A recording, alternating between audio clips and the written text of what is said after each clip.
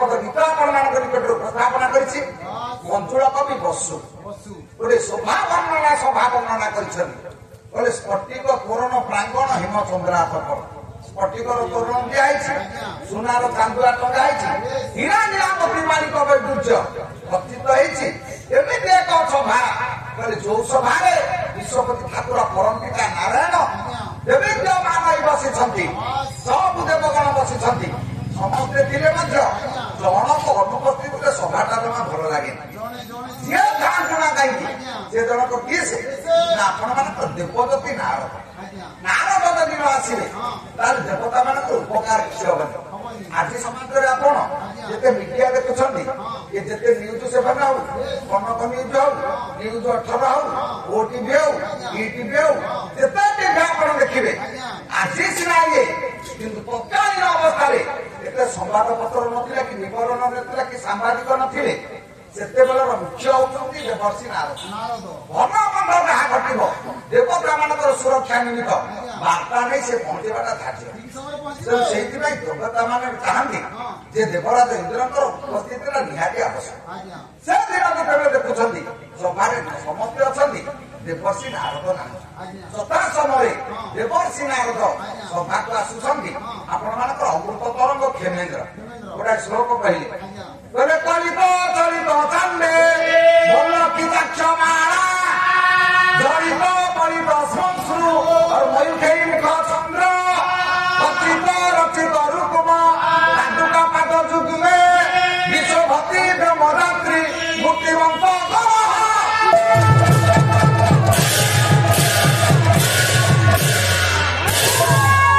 ଦେବର୍ଷି ନାରଦ ସେଦିନ ଯଥାଶ୍ରମରେ ସଭାକୁ ଯେତେବେଳେ ଆସୁଛନ୍ତି, ସଭାଟା କେମିତି ଅମୃତ ତରଙ୍ଗ କ୍ଷେମେନ୍ଦ୍ର କହିଲେ, ବଳିତ ଚଳିତ ଚାନ୍ଦେ ଭଲ କି ଚାକ୍ଷମାଳା।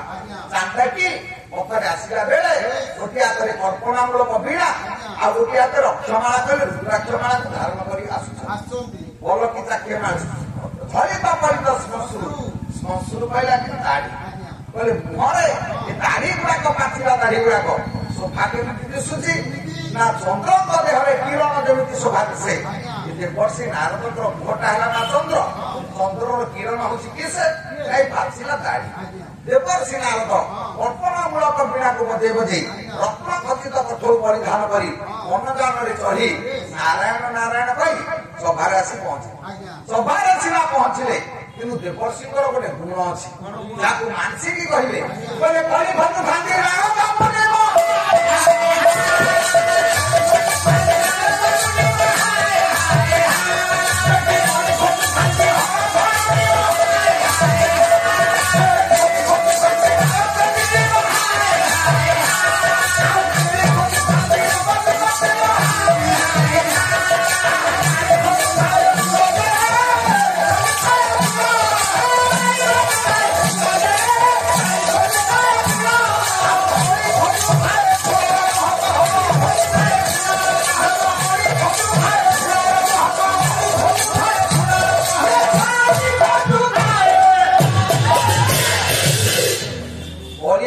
ସଭାରେ ଯେତେବେଳେ ପହଞ୍ଚିଲେ କହିଲେ କାହାର କେତେଟି ଗୁଣ ଆପଣ ଦେଖନ୍ତୁ। ମାଂସିକ କହିଦେଲେ, କହିଲେ କଳି ଖୋଜୁଥାନ୍ତି ନାରଦ ମୁନି। ନାରଦ ସବୁବେଳେ ମା କଳି ଇଚ୍ଛା କରିବେ, କଳି ନ ଲାଗିଲେ ଭଲ ଲାଗିବ। ସେଇଟା ତ ମଣିଷର ପ୍ରକୃତି। ଆଉ ଗୋଟେ ଗାଁରେ କଳିଆ ଲୋକ ଥିଲା, କଳି ନହେଲେ ତାକୁ ଭଲ ଲାଗେନି। ପିଲାମାନେ ସବୁ ଟ୍ୟୁସନ କରିବାକୁ ସେତେବେଳେ ଗଲାବେଳେ ଲ୍ୟାମ୍ପ ହଉ ନହେଲେ ଡିବି ହଉ ରନ୍ଥଣ ନେଇଯାଆନ୍ତି। ଗୋଟେ ପିଲା ଡିବି ଯାଉଛି ଟ୍ୟୁସନକୁ, ସେ ଲୋକଟା ତ ଦିନ ବେଳେ କାହା ସାଙ୍ଗରେ କଳି ଲାଗିନି, କଳି ନ କଲେ ତା ମନ ଭଲ ନାହିଁ। ସେ ପଚାରେ, ହେ ପିଲା କୁଆଡେ ଯାଉଛି? ନା ପାଠ ପଢି। ସେଇଟା କଣ ଭାବିଛୁ? ନା ଡିବି। ଆଲୁଅ କଣ ଆସିଲା କହୁଛୁ? ସେ ପିଲା କେଡେ ଚାଲା କି ଧୂର୍ତ୍ତ, ସେ କଣ କଲା? ସେ ଡିବିଟାକୁ ଲିଭିଦେଲା, ଲିଭିଗଲା। କହିଲା ମଉସା ଆଲୁଅ କୁଆଡେ ଗଲା? ସେ ଚୁପ କହିଲା, ଆଲୁଅ ଯୋଉଠି ଆସିଥିଲା ସେ ସେଇଠିକି ଗଲା। ତେଣୁ ସେମିତି ଓଡିଆ ଲୋକଙ୍କୁ ଯିଏ ଯେମିତିଆ ତାକୁ ସେମିତିଆ କଥା ଦରକାର। ନାରଦ କଳି ନ ଲାଗିଲେ ଭଲ ଲାଗେନି। ଯେ ନାରଦଙ୍କ କଳିଟା ଉପକାରରେ ଥାଏ, ଅପକାରରେ ନୁହଁ। ଏ ତ ଯୋଉ କହନ୍ତି ବୁଝୁ ନ ବୁଝୁ ପଢ ଗୀତା, ରୁଚୁ ନ ରୁଚୁ ଖା ପିତା। ଗୀତାଟା ରୁଚୁ କି ନ ରୁଚୁ, ଆପଣ ଯଦି ଟିକେ ବାଧ୍ୟବସ୍ତ ଖାଇଛନ୍ତି ତାହେଲେ ଆପଣଙ୍କର ଦେଖିବେ ଭବିଷ୍ୟତରେ କାମ ଦବ। ଜୀବନ କାଳ ଭିତରେ ତାହେଲେ ସେଇଟା ହଉଛି ଆପଣଙ୍କର ଜୀବନର ମାନଦଣ୍ଡ। କାହିଁକି ମା ଗୀତା ଆମେ ପଢିବା? ଧର୍ମ ରକ୍ଷା ହୁଏ କାହା ପାଇଁ? ନା ଗୀତା ପାଇଁ। ଖାଲି ଗୀତା ପାଇଁ ନୁହଁ, 7 ଜଣଙ୍କ ପାଇଁ ସଂସାର ଧର୍ମ ବଞ୍ଚେ। ଯୋଉ କଥା କହିଛନ୍ତି ଆପଣ ମାନଙ୍କର କପିଳ ଋଷି କପିଳ ମୀମାଂସାରେ କହିଲେ 7 ଜଣ ଧର୍ମ ବଞ୍ଚେଇଛନ୍ତି। କହିଲେ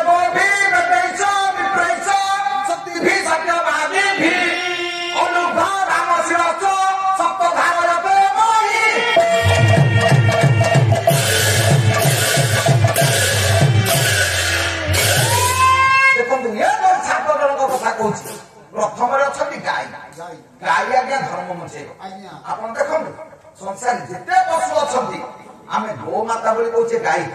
ଆଉ ଯେତେ ପଶୁ ଅଛନ୍ତି କାହାକୁ ଆମେ ନମସ୍କାର କରୁ? ଯୋଉଥିପାଇଁ ବିବେକାନନ୍ଦ ଆମେରିକା ଚିକାଗୋ ସହରରେ ପ୍ରବଚନ ଚାଲିଛି। ପଚାରିଦେଲେ ବିବେକାନନ୍ଦ ଯେ ଭାରତ ବର୍ଷରେ କୋଉ ପଶୁର କ୍ଷୀର ମିଠା? ବିବେକାନନ୍ଦ କହିଲେ ମଇଁଷି କ୍ଷୀର ମିଠା।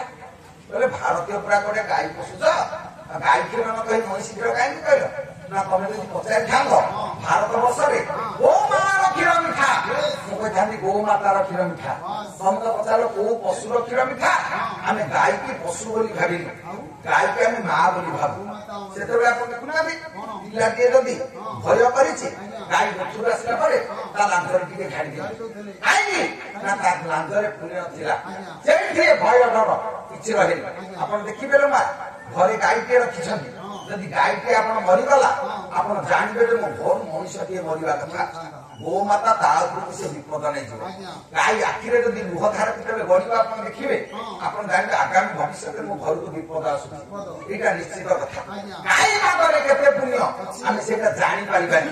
ଆପଣ ଗାଈଟିଏ ପୋଷିଛନ୍ତି, ଘର ବଖରା ବିଏ କରିଛନ୍ତି, ଝିଅ କରିବାକୁ ପଇସା ନାହିଁ, ବ୍ରାହ୍ମଣ ଡାକି ପାରିଲେନି, ଆପଣ ଗାଈଟିଏ ନେଇ 3 ଦିନ ସେ ଭିତରେ ବାନ୍ଧି ଦେବେ। ବାନ୍ଧି ସାରିଲା ପରେ ସେ ଭିତରେ ରହନ୍ତୁ, ଦେଖିବେ 33 କୋଟି ଦେବତା ଶାନ୍ତି।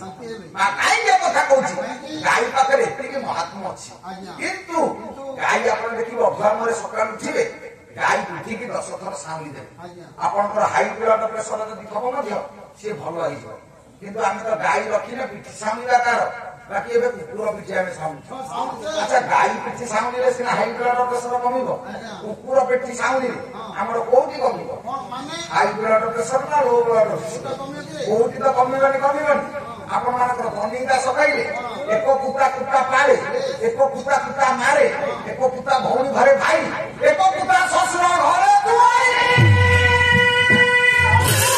କ୍ଷମା କରିବା ଯେ ଏଇଟା ଆମ କଥା ନୁହଁ, ଧନୀ ଦାସ ଜଣେ ମହାପୁରୁଷ ଲେଖିଛନ୍ତି। ମାଲୋ କୁକୁର ପଶିଲେ ମଣିଷକୁ କୁକୁର କୁହାହୁଏ। କୁକୁର ଦିଏ ବାଡ଼େଇବ ସେ ହଉଛି କୁକୁର। ଆଜି ସମାଜରେ ଯେତେ ହାଇ ଫାଇ ସୋସାଇଟିର ମଣିଷ ଆମେ ତା ଦେହରୁ ବାଦ ପଡିନି। ମୁଁ କହୁଛି କିନ୍ତୁ ମୁଁ ଗୋଟିଏ ଷ୍ଟମାର ସଫର ପଶିଛି। କୁକୁର ପଶିଲେ ଦୁନିଆ କିଛି ନାହିଁ, ଲାଭ କିଛି ନାହିଁ। କୁକୁର ବାଡ଼େଇଲେ କୁକୁର, କୁକୁର ପଶିଲେ କୁକୁର, ଭଉଣୀ ଘରେ ଭାଇ, ଯଦି ଓଳିକୁରୁ ଦିନେ ରହିଲା କୁକୁର, ଆଉ ଶ୍ୱଶୁର ଘରେ ଜ୍ୱାଇଁ ଦିନକୁରୁ 2 ଦିନ ରହିଲେ କୁକୁର। ଶ୍ୱଶୁର ଘର ଜ୍ୱାଇଁ ଓଳିଏ କୁଣିଆ। ବନ୍ଧୁ ଆଜ୍ଞା ସଂସାର କିଏ? ସେ ଜଣେ ଭଣଜା ଆଉ ଜଣେ ହଉଛି ଜ୍ୱାଇଁ। ଜ୍ୱାଇଁ ଶ୍ୱଶୁର ଘରେ ପୂଜା ପାଇବ ହଳଦୀ ପାଣିରେ, ପିଢା ଉପରେ ଗୋଡ ଧୋଇ ଧୋଇବ। ଆଉ ଜଣେ ହଉଛି ଭଣଜା, ମାମୁଁ ଘର ପିଣ୍ଡାରେ ଛିଡା ହେଇ ହଳଦୀ ପାଣିରେ ଗୋଡ ଧୋଇବ। ଏଇ ଯୋଡିଏ କୁଣିଆ ଛଡା ଆଉ ବନ୍ଧୁ ସଂସାରେ କେହି ନାହିଁ। ଯେ ଓଳିଏ ହଉଛି ଜ୍ୱାଇଁ। କଥାରେ କହନ୍ତିନି ଜ୍ୱାଇଁ ପୁଅ ଲୋକ ଆସିଛି ବୋଲି, ସେ ମା କେତେ ଜଣ? ନାଇଁ, ଜଣେ। ସମାସ ଯାଇନାହାନ୍ତି କି ବର୍ଷେ ହେଲା ଶ୍ୱଶୁରରୁ ଯାଇନାହାନ୍ତି। ଶାଶୁ ଦେଖିବାରେ ପୁଅ ଜ୍ୱାଇଁ ଅଛନ୍ତି, ଚିଙ୍ଗୁଡି କି ମାଛ କି କଣ ମାଛ ଟିକେ କାହିଁକି 2 ବର୍ଷ ହେଲା ଶ୍ୱଶୁରରୁ ଯାଇନାହାନ୍ତି। ଆଚ୍ଛା ଆପଣ ଯଦି ମଟନ ଝୋଳ ଖାଇଦେଇ ଉପରବେଳା ପଳେଇ ଆସିଛନ୍ତି ଭଲ, ନାଇଁ ଯଦି ସନ୍ଧ୍ୟାବେଳେ ଯାକେ ଶୋଇବେ ଶାଶୁ କଥାବାର୍ତ୍ତା ଜ୍ୱାଇଁ ତ ଗଲେନି, ଆଉ ବୋଉ କଣ କରିବା? ଆମ ଗାଁ ସେ ତ ଆମ ଘର ପୁଅ, ଆଉ ତୁ କଣ କହୁଛୁ? କଣ୍ଟା ରେଟ କରିବୁ ରାତିରେ ସକାଳେ 800 ଟଙ୍କା ମଟନକୁ ଦେଖନ୍ତୁ, ଉପରବେଳାକୁ ଯୋଉଠି ଖାଲି 8 ମିନିଟ୍ ରହିଲା।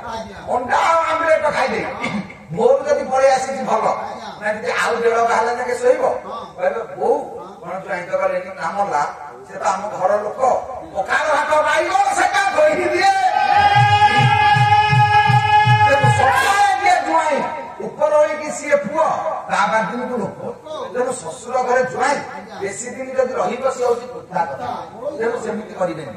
ଆଇନ କଥା କହୁଛି ନା, ଆପଣ ଆଜି ସଂସ୍କୃତିର ମଣିଷ ଆମେ ଗାଈ ବିକିଦେଲେ ସବୁ କୁକୁର ବସି ଲାଭ କଣ ହେଲା? ତେଣୁ ଗାଈ ପାଦରେ ପୁଣ୍ୟ ଥାଏ। ଗାଈ ପାଦ ଧରିବା ଯୋଉଠି ପଡିବ ସେଠି ଧନ ହବ ଆଉ ଲକ୍ଷ୍ମୀ ଆବିର୍ଭାବ ହୁଅନ୍ତି, ଭଗବାନ ଶାନ୍ତି ହୁଅନ୍ତି। କିନ୍ତୁ ଗାଈ ଆମେ ଆଉ ପୋଷୁନେ। ଗାଈ ଝିଅ ବାହାଘରେ ଆପଣ ଦେଖିବେ ନନାକୁ ଡାକିବେ ବୁଦ୍ଧି ମିଳେ, ବ୍ରାହ୍ମଣ ଡାକିବେ ବାବୁ ଝିଅ ବାହାଘର କଥା କଣ ଦବ ନା ଧାନ ଦେବି ଆଉ ଗାଈ ଟିଏ ବନ୍ଧେଇବି। ଏବେ ଆଉ ଧାନ ବନ୍ଧାଣ ଅଛି କିନ୍ତୁ ଗାଈ ବନ୍ଧାଣ ନାହିଁ। ଝିଅ କଣ୍ଡିସନ କଥା ବାପା ଗାଈ ତ ମୁଁ କରିପାରିବି, ମତେ ମୋବାଇଲ ନେଲେ ଟିପ ବସିକି ମାଡ଼ ଲାଗିଲେ ଶାଶୁ ବୋହୁ ଆଉ ସେ ନେଲେ ସିନା କାମ ଦବ। ଜୀବନରେ ମା ଗାଈ ପାଖରେ ପୁଣ୍ୟ ଅଛି। ଆଜ୍ଞା କାହାକୁ କହିବା? ସକାଳେ ଗୀତା ଦି ଧାଡି, ସନ୍ଧ୍ୟାରେ ଭାଗବତ ଦି ଧାଡି। ଯୋଉ ଘରେ ମା ପଢା ହଉଛି ସେ ଘରେ ନାରାୟଣଙ୍କର ବାସସ୍ଥାନ। ଆଉ ଗୀତା ଭାଗବତ ଆମେ ପଢୁଛେ? ଆମେ ତ ବହି ଟିଭି ଲଗେଇ ସବୁ ଦେଖୁଛେ ସିରିଏଲ। ଗୀତା ଭାଗବତ ପଢିବାକୁ ବେଳ କେତେବେଳେ ଅଛି? ଗୀତା ଭାଗବତ ପାଇଁ ଧର୍ମ ଅଛି। ଦେଖନ୍ତୁ କହିଲେ ସେତିକି ନୁହଁ, ଓ ବିବେଦେଇଛ ବିପ୍ରେଇଛ, ବ୍ରାହ୍ମଣ ପାଦ ଧରି ଯଦି ଘରେ ପଡିବ ତାହେଲେ ଆମ ଘରେ ଲକ୍ଷ୍ମୀ ଆବିର୍ଭାବ। କିନ୍ତୁ ଆଉ ବ୍ରାହ୍ମଣକୁ ଆମେ ଡାକୁଛେ? ଯେତେବେଳେ ସଂକ୍ରାନ୍ତିରେ ଡାକୁଥିଲେ ଚାଉଳ ଖଣ୍ଡେ ପରିବା ଖଣ୍ଡେ ଦେଇ ସଂସାର ଟେକି ଦଉଥିଲେ, ନନା ପାଦ ଧରି ନେଇ ଆମ ମୁଣ୍ଡ ଉପରେ ସିଞ୍ଚି କଲ୍ୟାଣ କରୁଥିଲେ। ଆଉ ଆଜ୍ଞା ନା ବ୍ରାହ୍ମଣକୁ ପଚାରେ କିଏ? କାହିଁକି ଏ କଥା କହୁଛି? ଓ ବିବେଦେଇଛ ବିପ୍ରେଇଛ, ସତୀ ଭି ସତୀ ନାରୀ ପାଇଁ ଧର୍ମ ବଞ୍ଚେ। ଆଉ ସତୀ ନାରୀ ଖୋଜିବେ କୋଉଠୁ? ଚୌକି ଫୋପାଡ଼ିକି ମୁଣ୍ଡ ଫଟଉଛନ୍ତି ରାତ୍ରା ପେଣ୍ଡାଲରେ। ଆଉ ସତୀ ତେବେ ପାଇବ କୋଉଠୁ? ସତ୍ୟବାଦୀ ଭି ସତ୍ୟବାଦୀ ମଣିଷ ପାଇଁ ଧର୍ମ ବଞ୍ଚେ।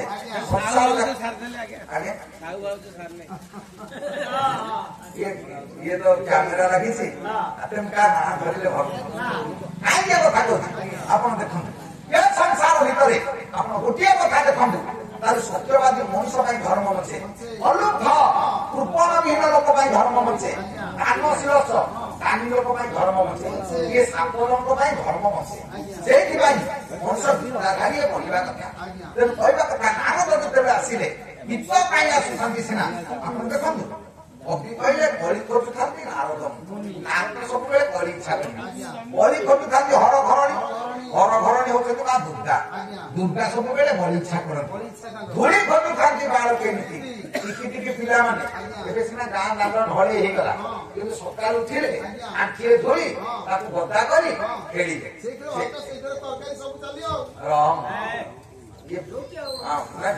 ଆହୁରି ବୁଝଉଥିଲା ଏବେ କାକର ଯୋଉ ପଡୁଛି ଇଏ ମେଳା ହେଇଯାଇଛି। ଖରା ଖାଇଲେ ତ ବୁଝେଇବ। ଏଠି କହିଲେ ଯେ ବାଲି ଖେଳଟା ପିଲାଙ୍କୁ ଭଲ ଲାଗେ। କେଳି ଖୋଜୁଥାନ୍ତି ନବଯୁବତୀ ମାନେ କେଳି ଇଚ୍ଛା କରନ୍ତି। ଆଳି ଖୋଜୁଥାଏ ଫୁଲ, ଆଳି ଘରର ପୁଅ ସବୁବେଳେ ଗଛରୁ ସେ ଗଛରୁ ଫୁଲ ସଂଗ୍ରହ କରେ। ସେଇଟା ହଉଛି ତାର ନିତିଦିନିଆ କାମ। ଅଳି ଖୋଜୁଥାଏ ଫୁଲର ମହକ, ଅଳି ହଉଛି ବ୍ରହ୍ମର, ସବୁବେଳେ ଫୁଲର ମହକକୁ ବାସନାକୁ ଇଚ୍ଛା କରେ। କିନ୍ତୁ ଶାଢୀ ଖୋଜୁଥାଏ ଗେଲ, ଶାଢୀ ସବୁବେଳେ ମଳିଆ ମଜାଳିଆ କଥା ଶୁଣିବାକୁ ଭଲ ପାଏ। ଯେ ଅଧିକା ହେଲେ ଖରାପ, କେତେଟି ଜିନିଷ ଅଧିକା ହେଲେ ଖରାପ। ଆପଣ ମାନଙ୍କର ପ୍ରତିଫଳିତ କହିଲେ ସକାଳ ଗାଧୁଆ ବଡ ଭଲ ଦେହରେ ଦେବେ,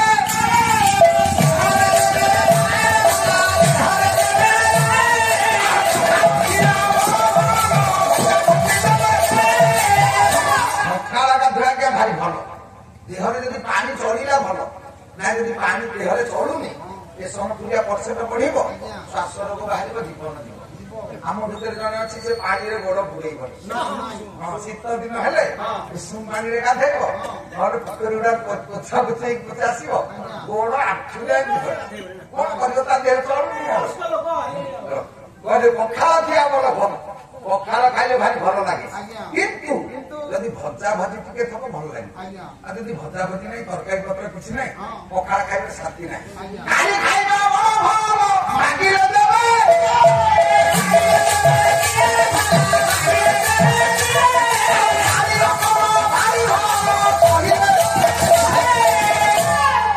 କବି କହିଲେ କାଳି ଖାଇବା ଭାରି ଭଲ, ବାକି ଖାଆନ୍ତୁ ଭଲ, ମାସ ଶେଷରେ ପଇସା ଦେବେ। ଭାଇ ଗୋଟେ ଦୋକାନକୁ ଚା ପିଇବେ, ପାନ ଖାଇବେ, ପାନ ଦୋକାନ ଭାଙ୍ଗିବେ, ସିଗାରେଟ ଦେଲୁ, ସେ ବିଡି ଦେଲୁ, ତୁଣ୍ଡି ଦେଲୁ, ବାକି ଦେବେ, ଖାଇଦେବେ। ମାସ ଶେଷରେ ପଚାରିବ ଭାଇ ଇଏ ଦେଇଦେଲ? ହଁ ଦେବି। ମାସେଟା 2 ମାସ ଯେତେବେଳେ ହବ এইପଟେ ଗଲାବେଳେ କହିବେ ମୋଟରସାଇକେଲ ଥିବ ଚାବିଟି ଦିଏ ପଇସା ସୁଝିଲେ ଯିବେ। ଗାଡି ଖାଇବା ଯେତିକି ଭଲ ସେତିକି ଖରାପ। ଜୀବନରେ ବାକି ଖାଇବେନି ନାଇଁ, ବାକି ଖାଇବା ଭାରି ଭୁଲ। ହଁ, ଆଉ ଦୋକାନ ଦୁଆରେ ବସିବୁନି ଦାରି ଦୁଆରେ ହସିବୁନି କର। ଏ ଯୋଉ କଥା କହିଛନ୍ତି ଦନୀ ଦାସ କହିଲେ ବେଶିଆ ଦୁଆରେ ଯଦି ବସିବ ମଣିଷ ହସିବ, ଯଦି ବେଶିଆ ଦୁଆରେ ତାହେଲେ ମରିବ। ତାକୁ ପଇସା ତାକୁ ଦେଇଦେଇକି ଆସିବ। ଦୋକାନ ଦୁଆରେ କେବେ ବସିବନି ଅକାରଣରେ। ଅକାରଣରେ ଯଦି ବସିଲ ଆମେ ଗୁଆ ପାଖ ହେଇଛି ଗୋଟେ ମୁଠୁକାଟେ ଦେଲୁ, ସିଗାରେଟ ଦେଲୁ, ଇଏ ପାନ ଖାଣ୍ଡେ ଦେଲୁ, ମିଶ୍ଚର ଦେଲୁ, ଅଯଥାରେ ବସିବୁ କାହିଁ, ଖର୍ଚ୍ଚ କରିବୁ କାହିଁ। ଆଚ୍ଛା, ଖାଇବା ଭଲ, କିନ୍ତୁ ବାକିରେ ଯଦି ଠିକ ଟାଇମରେ ଦଉଛନ୍ତି ଭଲ, ନହେଲେ ଅଲଗା। ଶାଳି ନ କର ଭାରି ଭଲ କହିଲେ ଦେବେ 100, ଶାଳିକି ଚୁଗୁଲି କରନ୍ତୁ ଚଳିବ। ଯଦି କଥାଟା ସହିଲା ଭଲ, ଯଦି ତମେ ଚୁଗୁଲି କଲାବେଳେ କହିବ 21% ତମର କିଏ ସେ ଚୁଗୁଲି ବେକାର, ଶାଳି ନ କଲେ କାଳେ ବାବା ହାରିବ। କାହିଁକି ନା ଯେତିକି ଭଲ ସେତିକି ଖରାପ। ଆଉ ଗୋଟିଏ ପଦ ଗୀତ ଆପଣ ମାନଙ୍କୁ କହୁଛି। ସେଦିନ ରାୟ ବାହାଦୁର ଏ ତ ରାଧାନାଥଙ୍କ ପାଖକୁ ଗୀତ ପଦଟିଏ ଲେଖି ଯାଇଛନ୍ତି ମେହେର। ଗୀତ ପଦକ କରେକ୍ସନ କରି ଆଣିବା କଣ ଭୁଲ ଠିକ ଅଛି ବୋଲି ସିଏ ଯେତେବେଳେ ଯାଇଛନ୍ତି, ଉଦୁଦିଆ ଖରା ବେଳ, ଅଂଶୁଘାତ ସମୟ, ମୁଣ୍ଡରେ ଚିରା ଗାମୁଛା ପଡିଛି। ପହଞ୍ଚିଲେ ଯେତେବେଳେ ରାଧାନାଥ ହସିଦେଲେ। ବନ୍ଧୁ ପତ୍ନୀଙ୍କୁ ଡାକିଲେ, କହିଲେ ଶୁଣିଲନି ବନ୍ଧୁ ଆସିଛନ୍ତି, ଆଉ କଣ ଟିକେ ଖାଇବାକୁ ଦିଅ। ନା ତରକାରୀ ତ କିଛି ନାହିଁ, ଅପେକ୍ଷା କର, ମୁଁ ଯାଉଛି ବାଡିରୁ ଶାଗ ଦିଟା ଆଣୁଛି, ଭାଜିଦେବି, ଖାଇବାକୁ ଦେବି। ଗରିବର ସାଙ୍ଗ ପଖାଳ ଆଉ ଶାଗ, ଆଉ ତ ଶାଗ ବାଡିରେ ନାହିଁ। ଏବେ ଯଦି 25 ଟଙ୍କାର ଶାଗ ଭାଜିବ ଜଣକୁ ପାଇବ କାହିଁକି ନା ତ ବାଡିରେ କରିନି, ଆଉ ପାଇବ କେମିତି? ସେ ଦିନ ଆପଣ ଦେଖନ୍ତୁ ଶାଗ ଭଜା, ବାଡି ଲଙ୍କା, ପଖାଳ କଷା ଥୋଇ ଦେଇଛନ୍ତି। ମେହେର ଯେତେବେଳେ ଗୁଣ୍ଡାଏ ଭାତ ଖାଇ ଲଙ୍କାଟାକୁ କାମୁଡିଛନ୍ତି, ଏତେ ରାଗ ସେ ପଖାଳ ମଶାକ ସରିଲାଣି, ଆଉ ରାଗ କାଟୁନି ମରୁନି। ହସିଦେଲେ ରାଧାନାଥ, କହିଲେ ବନ୍ଧୁ ଗୋଟେ ପଦ ଗୀତ ଏଇଠି ଲେଖିଦଉନ। ସେଇଠି ଲେଖିଦେଲେ ଆପଣ ମାନଙ୍କର ମେହେର। କହିଲେ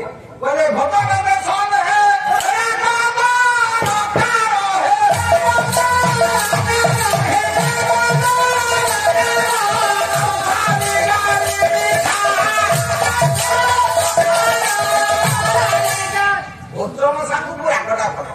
ଆପଣଙ୍କୁ ମୁଁ ଏଇ ଲଙ୍କା ଦିଟା ଦେବି, କହିବେ ଚୋବୁନୁ, ଏଇଟା କଣ ପାଗଟା କି? କିନ୍ତୁ ବରା ଯଦି ବଣ୍ଟେ ହବ, ହଁ 100 ଗ୍ରାମ ଲଙ୍କା ଲୋକ ଚୋବେଇ ଦେବେ, ଲଙ୍କା ନହେଲେ ହବ ନା। କହିଲେ ଖାଇବା ସାଙ୍ଗରେ ରାଗ ଯେମିତି ସ୍ୱାଦ, ଶାଳି ଗାଈ ମିଠା ଲାଗେ ସେ ପ୍ରକାର। ଗାଈଟା କାହାକୁ ଭଲ ନୁହଁ, କିନ୍ତୁ ଶାଳି ଯଦି ଭିଡେଇକି ଗାଈ ଦେଲା ତାହେଲେ ସେ ଆହୁରି ମିଠା। କହିବା କଥା ଦେବର୍ଷି ନାରଦ ସଭାରେ ଆସି ପହଞ୍ଚିଲେ।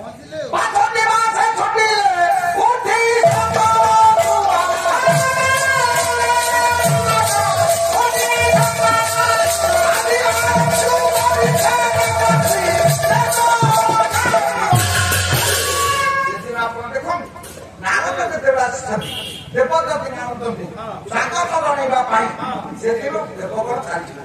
ଡାକିଲେ ଦେବର୍ଷି ପ୍ରଣାମ। ସେଦିନ ଭଗବାନ ନାରାୟଣ ପଚାରିଦେଲେ, କୃଷ୍ଣ ପଚାରିଦେଲେ, କହିଲେ ଦେବର୍ଷି ଆପଣ ଆସିବାରେ ଏତେ ଡେରି କଲେ କାହିଁକି? ନା ଡେରି ହବାର ଗୋଟେ କାରଣ ଅଛି। କହିଲେ କାରଣଟା କଣ? ନା କାରଣଟା ଏତିକି ଯେ ମୁଁ ଆସିଲା ବେଳେ ଟିକେ ଜନ୍ମପୁର ଦେଇ ପଳେଇ ଆସିଲି। ଆସିଲା ବେଳେ ଦେଖିଲି ଯମରାଜାର 84ଟା ନଟମ। ଯମରାଜା ଆଉ ଗୋଟେ ନୂଆ ନଟକୁଳ ତିଆରି କରୁଛି। ପଚାରିଦେଲି, କହିଲି ଯମରାଜା 83ଟା ନଟକୁଳ ଥିଲା, ଆପଣ ଆଉ ଯୋଉ ନୂଆ ନଟକୁଳ କରୁଛନ୍ତି, ଏଇଟା କାହିଁକି କରୁଛନ୍ତି? ନା ଜଣକ ପାଇଁ ତିଆରି ହଉଛି। ନା ସେ କିଏ? ସେ ନା କୃଷ୍ଣଙ୍କ ପାଇଁ। କୃଷ୍ଣ ନଟକରେ ପଡିବେ ନା କାହିଁକି? ନା ମହାନ ପାପି ସେ, ପାପର ଶକଳ, ତେଣୁ ସେ ତା ଭିତରେ ପଡିବେ। ଏଇଠି ତେବେ କହିଦେଲେ। ନାରଦ କହିଲେ, କହିଲେ ମୁଁ ପଚାରିଲି ଯମରାଜା କୃଷ୍ଣ କଣ ପାପି? ତାଙ୍କ ନାଁ ଶୁଣିଲେ ପାପ ତ ଧୋଇ ହେଇଯାଏ। ଆପଣମାନଙ୍କର ଦୀନ କୃଷ୍ଣ ଦାସ ରସକଲ୍ଲୋଳରେ ମା କହିଲେ, କୃଷ୍ଣ ଭଗବାନ ପାପ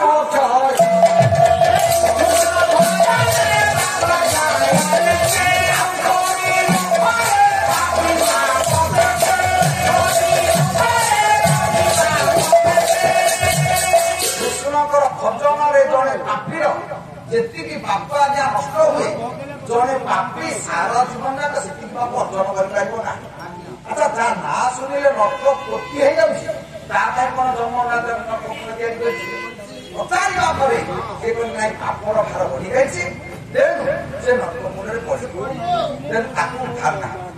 ସେଦିନ ନାରାୟଣ ଯେତେବେଳେ ଶୁଣିଦେଲେ, କହିଲେ ଦେବର୍ଷି ମୁଁ ପାପ କରିଛି, ମୁଁ ପାପର ସବଳ, ମୋ ପାଇଁ ନର୍କକୁଣ୍ଡ ତିଆରି ହେଇଛି।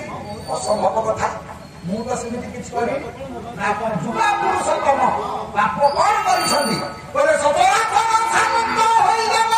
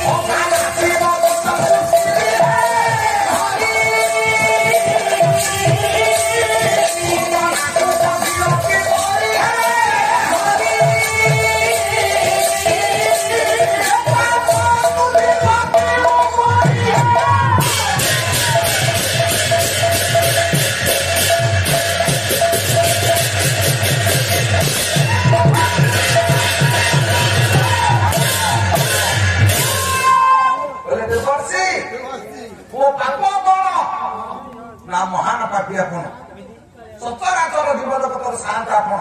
ଏ କଥା ସତ୍ୟ, ଆପଣ ଧର୍ମ ରକ୍ଷା କରିବାକୁ ଆସିଛନ୍ତି, ଏ କଥା ସତ୍ୟ, ମୁଁ ମନା କରୁନି। କିନ୍ତୁ ଆପଣ ସବୁ କରିଛନ୍ତି, ଜଗତ ଆପଣଙ୍କୁ ଜାଣିଛି, ଆପଣ ମାଲିକ, ଆପଣ ମାନଙ୍କର ବାଲିଆ କବି ଅଭିମନ୍ୟୁ ସାମନ୍ତ ସିଂହ ଗୋଟାଏ ପଦ ଛାତ୍ର କହିଛନ୍ତି,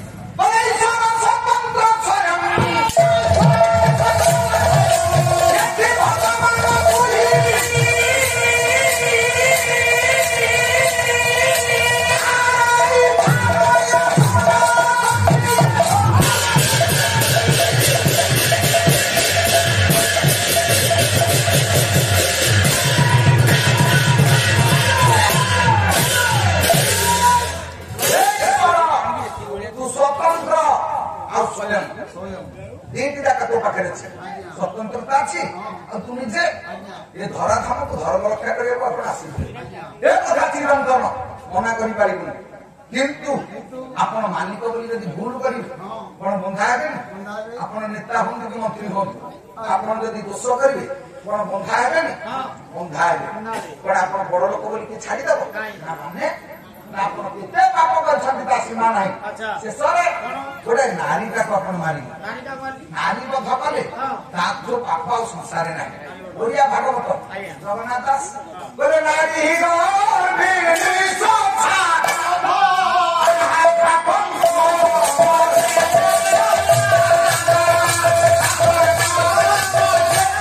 ନାରୀ ଗର୍ଭିଣୀ ଶୋଷା ଭୂମି ଏ ତିନି ଜଣଙ୍କୁ ମାରିବନି। ଏ ତିନି କର୍ମ ଦେ କରନ୍ତି ଲକ୍ଷେ ବର୍ଷକୁ ଆପଣ ଆୟୁଷ ଆଣିଥିବେ, ଯଦି ଏ ତିନି କଥା କଲେ ତାହେଲେ ମଣିଷ ମରିବ।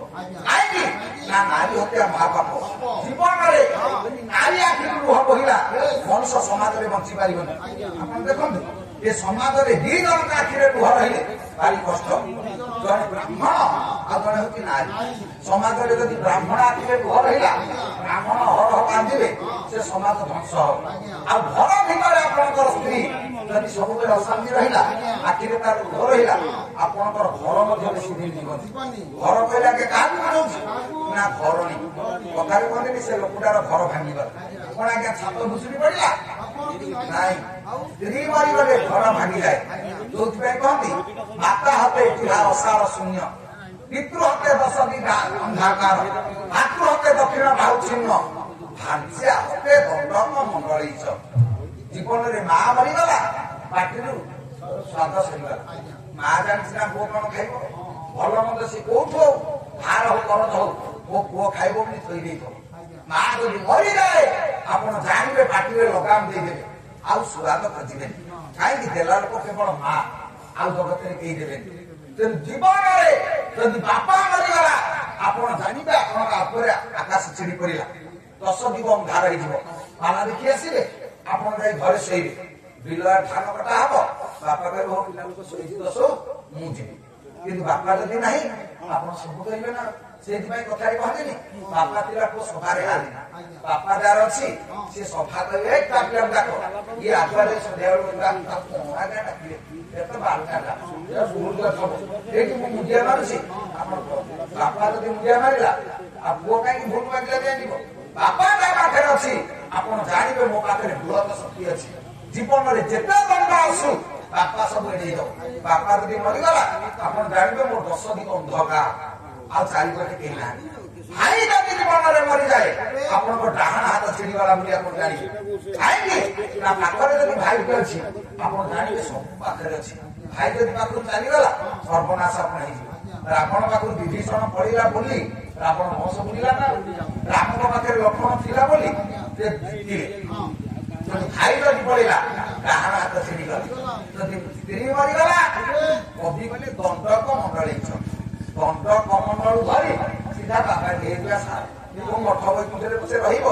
ସ୍ତ୍ରୀ ଯଦି ଗଲା ଘରେ ରହିବ କାହିଁକି ନା ଜୀବନରେ ଯଦି ସ୍ତ୍ରୀ ମରିଯାଏ ଯେତିକି ଭାଇ ଆପଣ ପାଲା ଦେଖୁଛନ୍ତି ରାଗିବେନି ନା ମାଗିବେନି। ରାଗିଲେ ଦୋଷ ହବ ମାଗିଲେ ଦୋଷ ହବ। ଶୀଘ୍ର ଗାଧେଇ ଆସିଲେ ଡଙ୍ଗା ବସେଇ ଦେଇ ଯଦି ସକାଳୁ ଡାକିବେ ମା ଆଜି 4ଟା ରାତିରୁ ଗାଧେଇ ପଡିଛି କଣ ହେଲାଣି ଟିକେ ଖାଇବା ନା ହୋ ମାଙ୍କଡ ବୁଢା ତ ରାତ୍ରି ପକଉଥିଲା ଖାଇଦବ।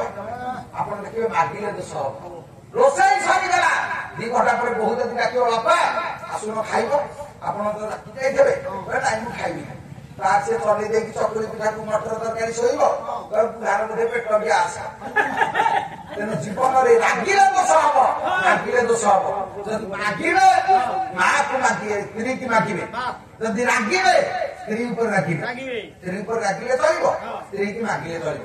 ପାଲା ଦେଖିବେ 12ଟା 1 ରାତି ଘରକୁ ଯିବେ ଗଲାବେଳକୁ ସ୍ତ୍ରୀ ଯଦି ଥବ ଆସିଲା ପାଲା ଦେଖି ନା କଣ କରିବା ଭାରି ଭୋକ ଲାଗିଲାଣି ନା ଖାଇଯିବି ଯାଇଥିଲ ନା କଣ କରି ଭୋକ ତ ଲାଗୁଛି। ସେ ବହୁତ ଯାହା ପଛେ କିଛି ନହେଲେ ଚୁଡା ଚିନି ଟିକେ ପକେଇ ଦଳିଦବ ଖାଇଦିଅ ଶୁଅ। କିନ୍ତୁ ଯଦି ବହୁ ସ୍ତ୍ରୀ ମରିଯାଇଛି ଘରକୁ ଅଛି 60-70 ବର୍ଷର ବୁଢା ପାଲା ଦେଖି ଘରକୁ ଯିବ।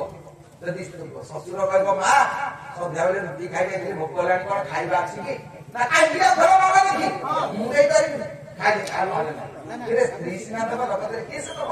ତେଣୁ ଜୀବନରେ ସ୍ତ୍ରୀ ଯଦି ମରିଗଲା ଆପଣ ଜାଣିବେ ସିଧା ବାବାଜୀ ହବାଟି ସାର। ବାବାଜୀ ନ ହେଇ ସ୍ତ୍ରୀ ମରିଗଲା ପରେ ଘରେ କାହିଁକି ମହଳାମଳ ରହିବ। ଏକ ହେଇଗଲା ପରେ ଜୀବନରେ ଶାନ୍ତି ନାହିଁ। କାହିଁକି ଏ କଥା କହୁଛି ନା ମା ନାରୀ ଆଖିରେ ଯଦି ଲୁହ ରହେ ତାହେଲେ ଆପଣ ଜାଣିବେ ସେ ସମାଜ ଧ୍ୱଂସ ହେଇଯିବ। ନାରୀ ଆଖିରେ ଲୁହ ରହିଲେ ଏ ଜଗତ ଜଳିଯିବ। ତେଣୁ ଜୀବନରେ ନାରୀକି କେବେ ଅଶାନ୍ତି କରିବେନି। ଆଠବାଡ଼ ସବୁଠି ଲେଖା ହେଲା ଗାଁରେ କାମ ମାକୁ ସମାନ। ଗାଁରେ କାମ ହଉଛି କିନ୍ତୁ ମାକୁ ସମାନ କୋଉଦିନ ମିଳିବ? ଯୋଉଦିନ ଝିଅ ଉତ୍ତରା ଛକରୁ କି ହାଇଟେକ୍ ଛକରୁ ଏକୁଟିଆ 11ଟା ରାତିରେ ଘରକୁ ଫେରିବ ଆପଣ ଜାଣିବେ ସମାଜ ନାରୀକି ସମାନ କରୁଛି। 11ଟା ରାତିରେ ଝିଅ ଆସିବ ନା ସକାଳୁ ଆପଣ ଏଫଆଇଆର ଦେବେ ମୋ ଝିଅ ନିଖୋଜ। କାହିଁକି ନା ସେଦିନ ଜଣେ ରାବଣ ବୁଲୁଥିଲା ସେଟା କରିପାରିବାକୁ। ଆଜି ସମାଜରେ ଶହ ଶହ ରାବଣ ବୁଲୁଛନ୍ତି। ସୀତାଙ୍କ ଅବସ୍ଥା ରହିବନି। ସେଦିନ ରାବଣ ନେଇ ଅଶୋକ ବନରେ ରଖିଲା ସୀତାଙ୍କୁ। ନିଖୁଣ ଅବସ୍ଥାରେ 14 ମାସ ପରେ ରାମଙ୍କ ପାଖକୁ ଫେରିଲା। ଏବେ ରଖେ କଣ ଯଦି ସୀତାଙ୍କୁ ନେବେ 14 ମାସ ପରେ ଲବକୁଶ ଦେଇକି ଛାଡ଼ିବେ। ସାଧା ସୀତା ଫେରିବେ ତାହେଲେ ସେଦିନର ରାବଣ ଭୁଲୁ ନା ଆଜି ସମାଜର ଶୃଙ୍ଖଳିତ ମଣିଷ ଆମେ ଭୁଲ। କାହିଁକି ନା ଆମେ ସବୁ ମଣିଷ ଭଳିଆ ବଜେଇ ଦେଇଛେ।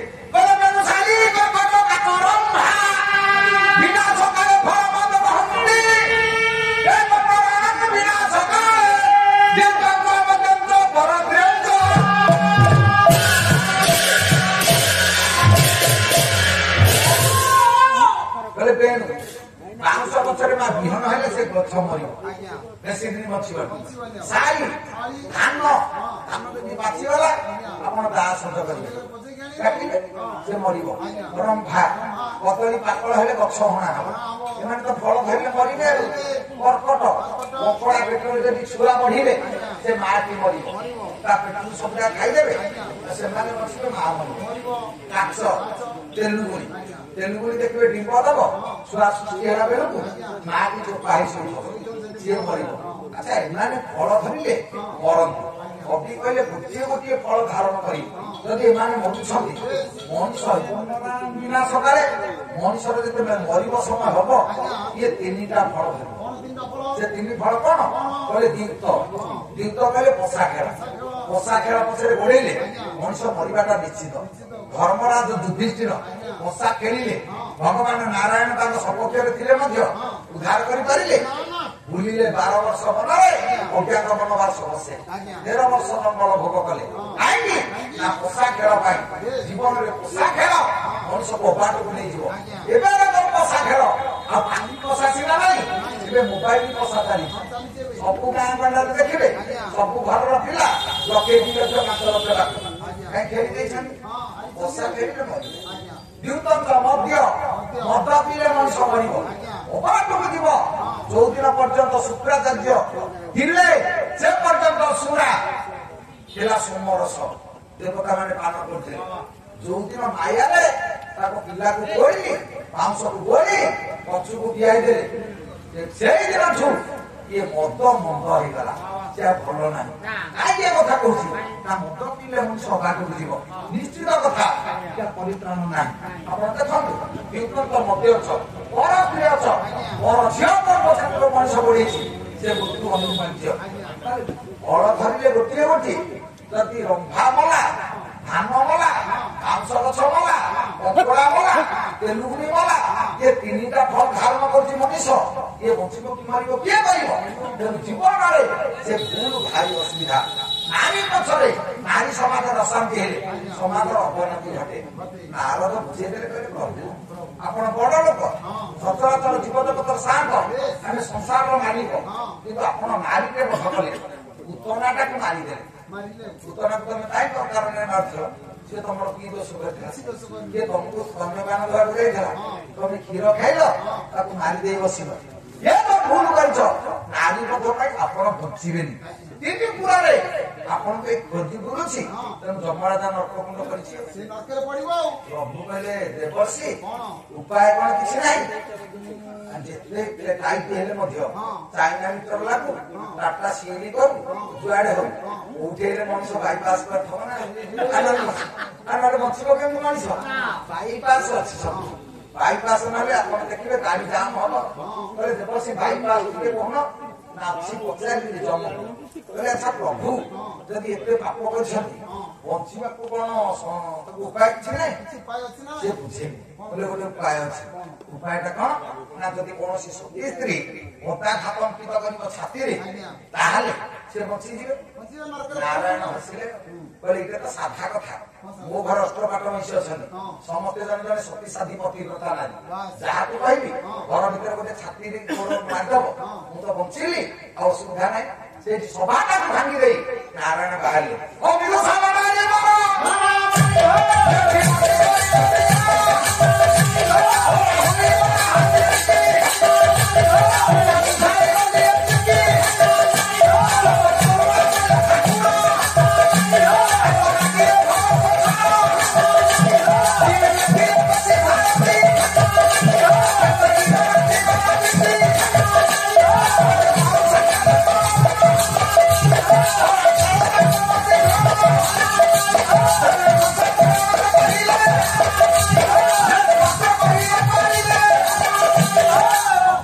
ନାରାୟଣ ସଭା ଭାଙ୍ଗି ଦେଇ ଚାଲିଲେ କଷ୍ଟପାଠ ପାଇଁ ସେ ଦେଖିଦେଲେ ଇଏ ସିନା ମନରେ ଆଶା ପୋଷଣ କରି ଗଲେ କିନ୍ତୁ ଗଲାବେଳେ ମୁହଁ ଶୁଖି ଯାଇଛି ଆପଣ ଦେଖିବେ ଯଦି କୌଣସି ଗୋଟେ ମାନସିକ ଚାପ ଆପଣଙ୍କ ଉପରେ ପଡିଛି ଆପଣ କେଡେ ଶୁଦ୍ଧ ଲୋକ ହେଇଥାନ୍ତୁ କେଡେ ହସିଲା ଲୋକ ହେଇଥାନ୍ତୁ ଆପଣ ବାଧ୍ୟରେ ସିନା ହସିବେ ମୁହଁଟା ଶୁଖି ଯାଇଥିବ କଷ୍ଟପାଠ ପାଇଁ ସେ ଦେଖିଦେଲେ କହିଲେ ସ୍ୱାମୀ ଆପଣଙ୍କର ମୁଖ ପଙ୍କଜ କାହିଁ ମରିତ ଦେଖାଯାଉଛି ଆପଣଙ୍କ ମୁହଁରେ ତ ସରସତା ନାହିଁ ଏମିତି କାହିଁକି ହେଇଛି ସେଇଠି ଅଷ୍ଟପାଠ ବସି ଆରବାର ଯେତେବେଳେ ପଚାରିଲେ ନାରାୟଣ କହିଲେ ତୁମେ ବିପଦରେ ପଡିଛି ତମେ ବିପଦରେ ପଡିବ ଆମେ କେମିତି କରିବୁ ଶୁଣ ଆମେ ଅଧାଙ୍ଗିନି ତମ ବିପଦ ଆମେ ଖଣ୍ଡନ କରିଦେବୁ ଘରେ ଯଦି ସ୍ତ୍ରୀ ମଜବୁତ ଅଛି ବୁଦ୍ଧିମତୀ ଅଛି ଆପଣ ଦେଖିବେ ଆପଣଙ୍କର ବିପଦ ପଡିବନି ଆସ ହେଇଯାଇଛନ୍ତି ବେପାର କରି ଯଦି ମୁହଁ ଶୁଖେଇ ବସିବେ କାହିଁ ଭାବିଦେବ ବିରୋଧୀକୁ ଢୁକିଦବା ଶୁଖିଦବା ଆପଣ ମରିବା ଆମ ପାଇଁ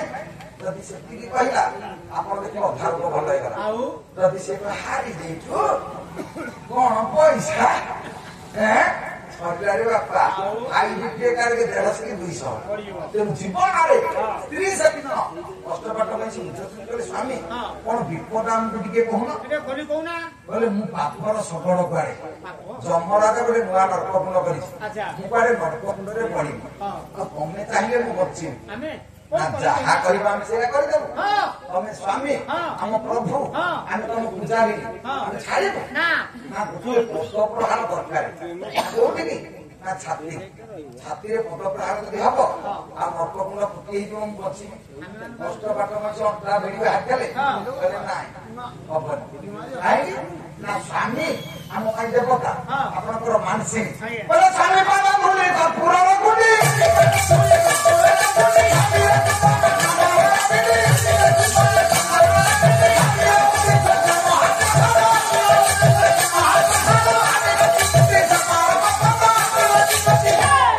ସ୍ୱାମୀଙ୍କ ପାଦ ଧୁଳି ଟିକେ ପାଇବେ ତାହା କର୍ପୂରର ଗୁଣ୍ଡ ପାଇବା ଠିକ ସେୟା।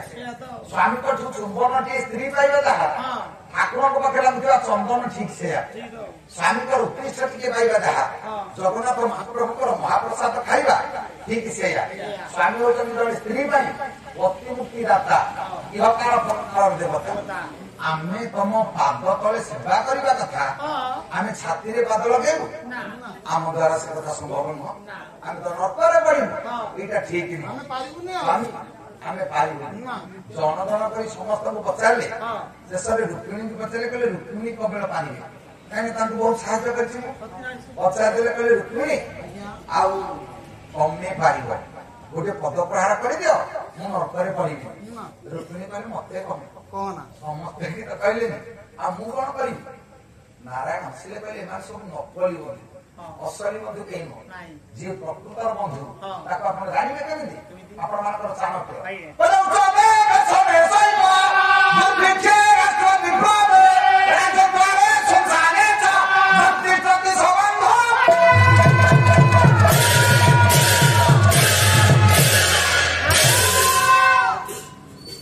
ଉତ୍ସବ ବେଶନ ସହିତ ବିଳାସ ବେଶନ ବେଳ ସୁଖ ପଡିଛି ବନ୍ଧୁ ପାଖକୁ ବନ୍ଧୁ ଯିବ। ବନ୍ଧୁ ଯଦି ମହୋତ୍ସବ କରୁଛି ବନ୍ଧୁ ଦ୍ୱାରେ ଭୋଜି ଖାଇ ଆସିବ। ବାହାପାଣି କରୁଛି ବୁଲି ଦେଇ ଆସିବ। ରାଜଦ୍ୱାରେ ଛାଣୁଛ ଚାଣକ୍ୟ କହିଲେ ରାଜଦଣ୍ଡ ଯଦି ପଡିଛି ପ୍ରକୃତ ବନ୍ଧୁ ଯିଏ ଛାତି ପାତି ଛିଡା ହବ। ସଂସାର ମରିଗଲା ପରେ ସଂସାର ଯାଇ ପଛେ ପଛେ ଯିବ ମୋ ବନ୍ଧୁ ଥିଲେ ଆଜି ଚାଲିଗଲେ ଲୀଳା ସମ୍ବରଣ କରିଛନ୍ତି। ଦିଧାରୀ ମୁହ ଗଳେଇ ଦେଇ ସଂସାର ପାଖରେ ଛିଡା ହବ। ଅନ୍ତିମ ସଂସ୍କାର ସରିଲେ ଘରକୁ ଆସିବ। ମାଲ ସେଇ ହଉଛି ପ୍ରକୃତରେ ବନ୍ଧୁ। କିନ୍ତୁ ଆଜି ଏ ଯୋଉ ଅବସ୍ଥାରେ ମୁଁ ପଢିଛି ଏ ପ୍ରକୃତ ବନ୍ଧୁ ଏ ହଉଛନ୍ତି ନକଲି ବନ୍ଧୁ। ଆପଣ ମାନଙ୍କର ପଲ୍ଲୀକବି ନନ୍ଦକିଶୋର ବଳ କହିଲେ ରହିଯା ବନ୍ଧୁ ଏବେ ପାରିବନି ହେଇକି ଗାଁଟା ଦିଶୁନି।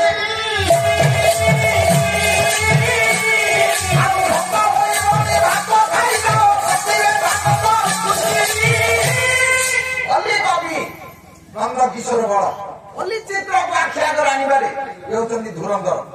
ଗୁଡିଏ ବନ୍ଧୁ ଅଛନ୍ତି ତାଙ୍କ ଦୁଆରକୁ ତମେ ଯଦି ଯିବ ସେ କହିବେ ବନ୍ଧୁ ବହୁତ ଦିନ ହେଲା ଆସିନଥିଲ ଆଉ ସନ୍ଧ୍ୟା ତ ହେଲାଣି ରହିଯାଉନ। ହଁ ପାଖ ବାଟ ତ ହେଇକି ଗାଁଟା ଦିଶୁଛି ଗଲେ ଚଳିବ। ମାନେ ଏ ସିଧା ତ କହୁନି ଯା କହୁଛି ରହିଲେ ରହିଯା କିନ୍ତୁ ହେଇକି ଗାଁଟା ଦିଶୁଛି ପାଖ ବାଟ ତ କାହିଁକି ରହିବ ପଳା ଭୋକ ହେଇବନି ଭାତ ଖାଇଦା। ବନ୍ଧୁ ବହୁତ ଦିନ ହେଲା ତଳେ ଆସିଛ ଆଚ୍ଛା ଠିକ ଅଛି ତମ ଭୋକ ଲାଗିବନି ଟିକେ ଖାଇଦିଅ କିନ୍ତୁ କହିବେ ପଟିରେ ଧାନ ଶୁଖୁଛି। ଗୋଟେ ପଲ୍ଲୀ ଚିତ୍ର ନନ୍ଦକିଶୋର ବଳ ପଲ୍ଲୀ କବି ନନ୍ଦକିଶୋର ବଳ ପଲ୍ଲୀ ଚିତ୍ରକୁ କେମିତି ଆଖି ଆଗକୁ ଆଣିଛନ୍ତି। ସେତେବେଳେ ଯୋଉ ଧାନ ସିଝା ପରମ୍ପରା ଥିଲା ପଟି ଖଜୁରୀ ପଟି ଥିଲା ଦାଣ୍ଡ ମଝିରେ ପଟି ପଡିବ ଧାନ ସିଝା ଧାନ ତା ଦେହରେ ପଡିବ ତାକୁ ପାଗ କରିବେ ଭିଟିରେ ଫୁଟିବେ ଖାଉଥିଲେ। ଇଏ ତ ବନ୍ଧୁ କହୁଛି ଭୋକ ହବଣି ଖାଇଦବ କିନ୍ତୁ କହୁଛନ୍ତି ପଟିରେ ଧାନ ଶୁଖୁଛି। ତାମାନେ ଆମର ଭାତ ନାହିଁ ଇଏ ଧାନ ପାଗ ହବ ଇଏ ମିଲିଂ ହବ ଚାଉଳ ବାହାରିବ ରୋଷେଇ ହେଲେ ତମେ ଖାଇବ। ଯେତେବେଳେ ପଟି ଶୁଖି ଯାଇଥିବ ରହିବ କାହିଁକି ଘରକୁ ପଳା। ଇଏ ହଉଛି ନକଲି ବନ୍ଧୁ। ନାରାୟଣ ଚିନ୍ତା କଲେ କହିଲେ ତମେ ସମସ୍ତେ ଅଟ କଷ୍ଟପାଠ ମଇସି ନିଜର କେହି ନୁହଁ ସବୁ ନକଲି ବନ୍ଧୁ। ମାନେ ତମେ କଣ ସେଦିନ କଥା ମନେ ରଖିଛ ଯେ ତମେ ମତେ ବ୍ରାହ୍ମଣ ହାତରେ ଚିଠି ଲେଖିଲ କାଳ ବିଳମ୍ବନ କରି ତମକୁ ମୁଁ ଆକାଶ ମାର୍ଗରେ ନଦୀ ଘୋଷକୁ ଲୁଚେଇ ତମ ମାନର ମୁଁ ରକ୍ଷା କଲି କିନ୍ତୁ ତମେ ମୋ ମାନ ରଖିବାକୁ ଆସିନ। ଆଉ ସେ ବେଳ କଥା କୁଆଡେ ଗଲା। ମୁଁ କାଳ ବିଳମ୍ବ କରିଛି ତମ ମାନ ରଖିଛି। ଚିଠି ଲେଖିଲ ହେ ବୀର ପୁରୁଷ ତମେ ପୁରୁଷ ସିଂହ ଗୋଟେ ସୁଗାଳ ଆସିଛି ବାହା ହବ ବୋଲି ମତେ କାୟମନ ବାକ୍ୟ ତମକୁ ବିକି ଦେଇଛି। ଆଉ ଏଇଟା ସହିବି କେମିତି ସେଦିନ କାଳ ବିଳମ୍ବନ କରି ଆସିଲି ତମକୁ। ଆପଣ ମାନଙ୍କର ଯଦୁମଣି ସାହିତ୍ୟ ପ୍ରବନ୍ଧ ପୂର୍ଣ୍ଣଚନ୍ଦ୍ର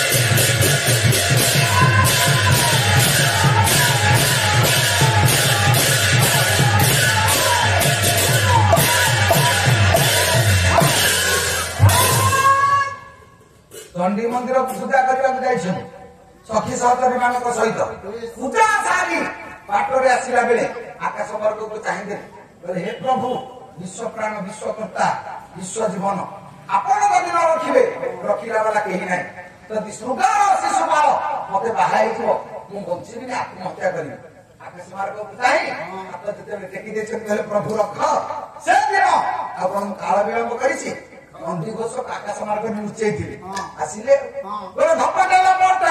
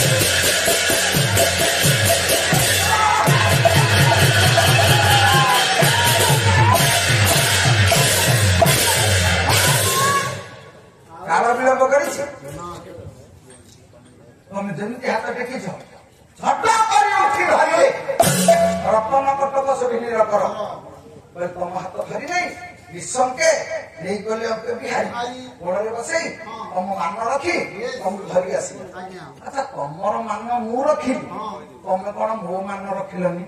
କେତେ ବିପଦରେ ପଡିଛି ତମକୁ କହୁଛି, ପାହାର କିଏ କରିଦିଅ ମୁଁ ବଞ୍ଚିବି, କିନ୍ତୁ କେହି କଲେନି। କାହିଁକି ମା ଜୀବନରେ ଏମାନେ ଥିବା ଚାହିଁନାହାନ୍ତି, କିନ୍ତୁ ସୃଷ୍ଟିରେ ଯଦି ଗୋପୀ ଭାବ ଆପଣ ଦେଖିବେ, ଏ ସବୁଠୁ ବଡ ହଉଛି ଗୋପୀ ଭାବ। କାହିଁକି ନା ତାଙ୍କର ତ୍ୟାଗ।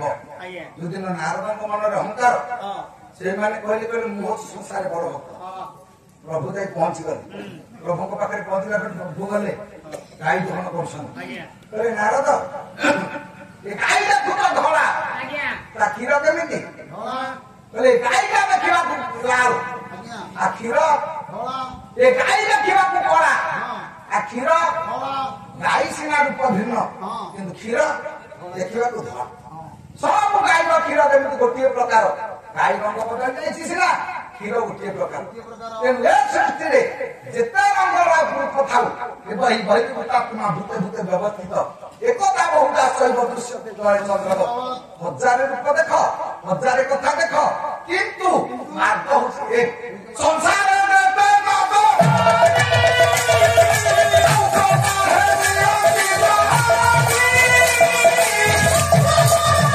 ଜଗତରେ ଯେତେ ନଦ ନଦୀ ଅଛି ସବୁ ପାଣି ଯାଇ ସମୁଦ୍ରରେ ଆଜ୍ଞା ମିଶିବ।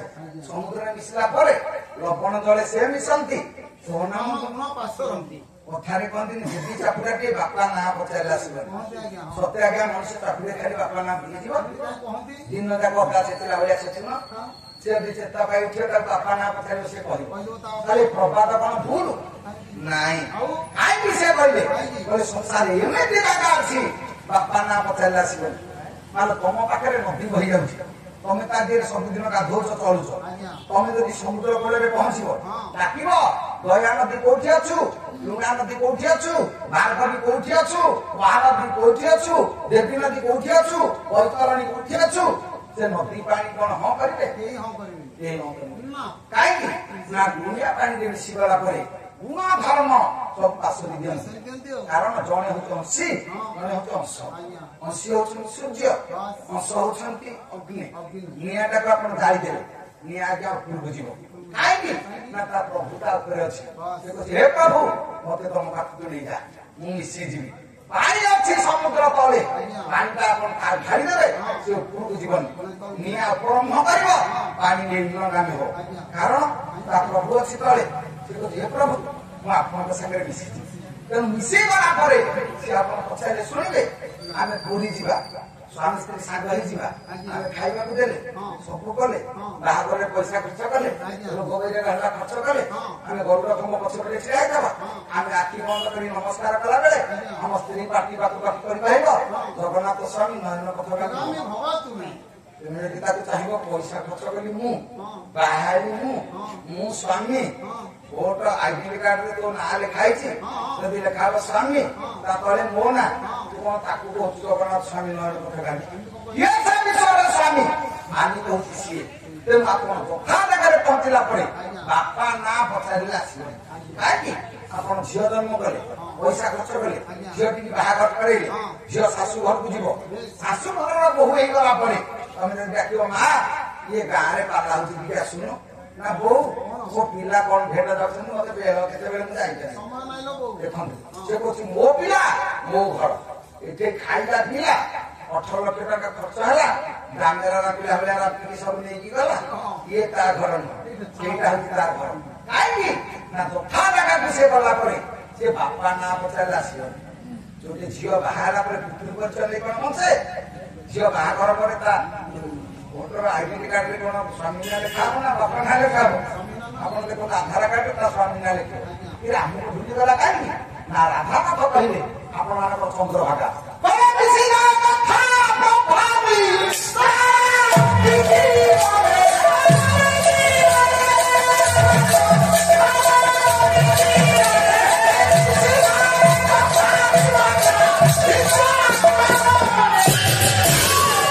ସକାଳର ପଡ଼ିଆ କିରଣ ଭୂପୃଷ୍ଠରେ ପଡ଼ିବା ମାତ୍ରେ ଅନନ୍ତ ବକ୍ଷରେ ଯେମିତି ତାରା କୁଆଡେ ଉଭେଇ ଯାଆନ୍ତି, ସେମିତି ଜୀବ ପରମାତ୍ମାକୁ ପାଇଲା ପରେ ନିଜସ୍ୱ କହିଦିଏ, ନିଜତ୍ୱକୁ ହଜେଇ ଦିଏ।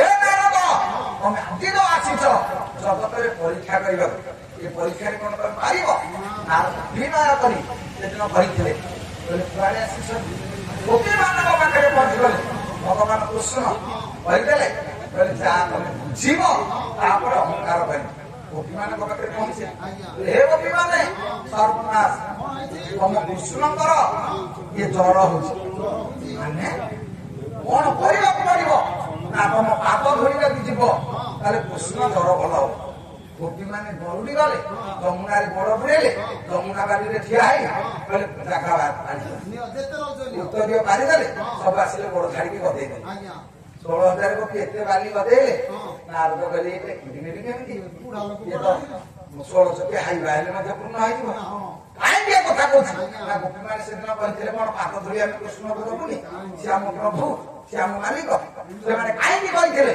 ନା ଦେହ ମନ ପ୍ରାଣ ହୃଦୟ ସବୁ ତାକୁ ବିକି ଦେଇଥିଲେ ବିକିବାର କାରଣ କହିଲେ ଜୀବନ ତା ପାଖରେ ଆମେ ତା ପାଇଁ ଜନ୍ମ ହେଇଛୁ ଆମେ କେମିତି ତାକୁ ଭୁଲିବୁ ସବୁ ସୁଖ ସରିଲାଲୋ ଇଏ ମୁରଲୀର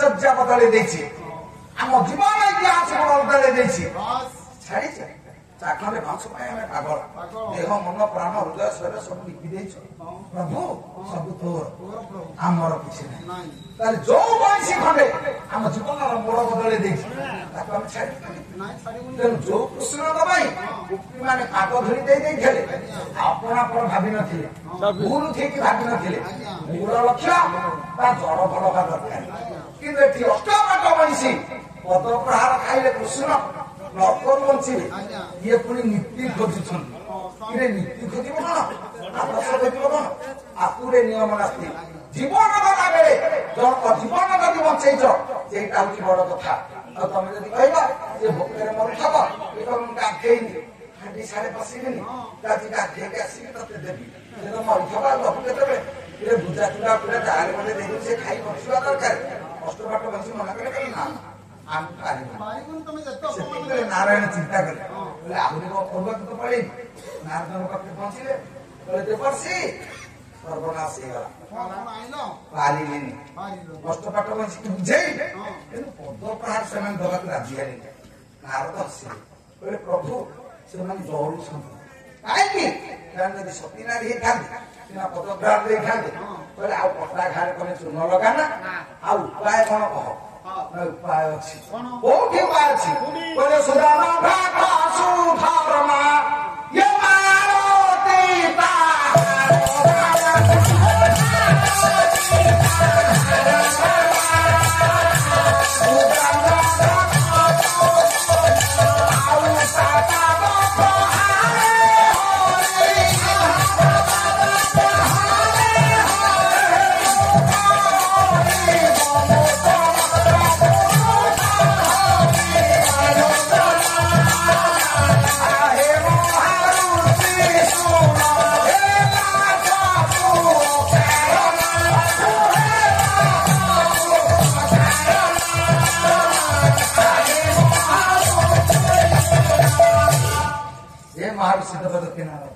ସବୁ କାରଣ ହେଇଗଲା ବୁଝେଇକି ପାରିଲେନି ଆପଣ କଣ କହନ୍ତୁ ଆଉ ଗୋଟାଏ ମାର୍ଗ ଅଛି କଣ ନା ସୁଦାମା ଭ୍ରାତ ସୁଧର୍ମା ମାଳତୀ ତାହାର ପାନା ସୁଦାମା ବ୍ରାହ୍ମଣ ତମର ପିଲାଦିନର ସାଙ୍ଗ ତାର ବଡ ଭାଇ ସୁଧର୍ମା ବ୍ରାହ୍ମଣ ତା ସ୍ତ୍ରୀ ହଉଛି ମାଳତୀ ମାଧବ ମୂର୍ତ୍ତି ମନ୍ଦିର ଭିତରେ ରଖି ଭକ୍ତି ଭାବରେ ପୂଜା କରୁଛି ଆଉ ମର୍ତ୍ତ୍ୟପୁରରେ ଜଗତରେ ଜଣେ ଶକ୍ତି ନାରୀ ସେ ହଉଛି ମାଳତୀ ଆପଣ ଯଦି ତା ପାଖକୁ ଯିବେ ପଦପ୍ରହାରଟି ଆଣିପାରିବେ ଆଉ ସନ୍ଧ୍ୟାରେ ବଞ୍ଚିବେ। ନାରାୟଣ କହିଲେ ଘର ଲୋକ ତ କହିଲେ ହେଲାନି, ଆଉ ଜଣେ ଅଜଣା ସ୍ତ୍ରୀ ଲୋକ ସେ ସୁଦାମାର ଭାଉଜ, ମୋର ଲେଖାରେ ଅବଶ୍ୟ ଭାଉଜ। ଆଚ୍ଛା ପାଦପ୍ରାଣ ଆଣିବି ବୋଲି ଭରସା କିଛି ଅଛି? କହିଲେ କର୍ମ ବିପର୍ଯ୍ୟୟ ଯେତେବେଳେ ପଡିବ ମଣିଷ ସାଥିରେ କେହି ଆଜ୍ଞା ଯିବେନି, କାରଣ ଶ୍ରଦ୍ଧା କାଲିକ ଭଲ ପଟେ କର୍ମାନୁସାରେ କର୍ମ ଯୋଉଠି ଭୁଲ ହେଇଯିବ ଆପଣ ପାରିବେନି। କର୍ମ ଲିଖନ କେ କରିବ